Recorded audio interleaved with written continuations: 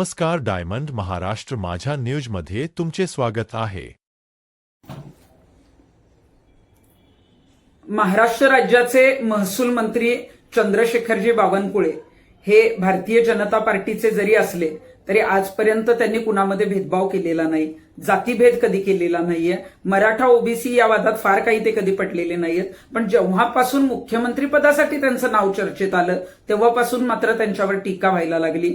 आता मराठा समाजासाठी प्रमाणपत्राबाबत ज्या काही त्यांच्यावर टीका होत आहेत, मनोजदादा जरांगे पाटील हे जे आंदोलन करतायत तर त्या संदर्भामध्ये सुरुवातीपासून आमचा त्यांना पाठिंबा आहेच. परंतु मला मनोजदादा जरांगे पाटलांना हे सांगायचंय की बावनकुळे साहेबांविषयी काहीतरी चुकीची माहिती आपल्याला मिळालेली आहे आणि टीका करणं हे लोकशाहीमध्ये टीका केलीच पाहिजे. परंतु ज्या पद्धतीनं त्यांच्या दिसण्यावर किंवा खालच्या पातळीवर जी टीका केली जाते त्यामुळे आंदोलनाचा उद्देश बाजूला राहतोय आणि कुठल्या तरी व्यक्तीला बदनाम करण्यासाठी आपण टार्गेट करतोय असं वाटतंय. तर यापुढे अशा पद्धतीनं मग बावनकुळे साहेब असतील किंवा कुठलेही नेते असतील अशा पद्धतीच्या टीका मनोजदादांनी सुद्धा टाळायला हव्यात.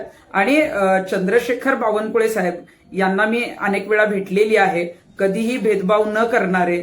अगदी आम्ही अनेक वेळा आंदोलनं केलेली आहेत भारतीय जनता पार्टीच्या विरोधात, पण कधीही कुठल्याही सर्वसामान्य कार्यकर्त्याचं काम असू दे, शेतकऱ्यांचं काम असू दे आणि ऐतिहासिक निर्णय असू दे हे त्यांनी त्यांच्या कार्यकाळात घेतलेले आहेत. त्यामुळे त्यांच्यावरची खालच्या पातळीवरची टीका जी आहे ती थांबवण्यात यावी अशी माझी जी आहे ती विनंती आहे.